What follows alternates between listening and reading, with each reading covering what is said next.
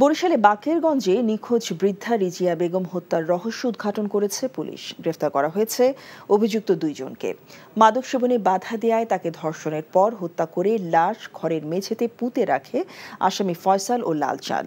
সকালে নিজ কার্যালয়ে পুলিশ সুপার ওয়াদিদুল ইসলাম জানান, কাটাদিয়া গ্রামের মৃত জয়নাল গাজীর স্ত্রী শটর্ধর রিজিয়া বেগম একাই বসবাস করতেন। প্রায় 7 মাস আগে নিখোঁজ হন রিজিয়া বেগম। গত 13 এপ্রিল রিজিয়া বেগমের ছেলে সৌদি প্রবাসী রাসেল বাড়িতে আসলে ঘরের ভেতরে মাটির স্তূপ দেখতে পান।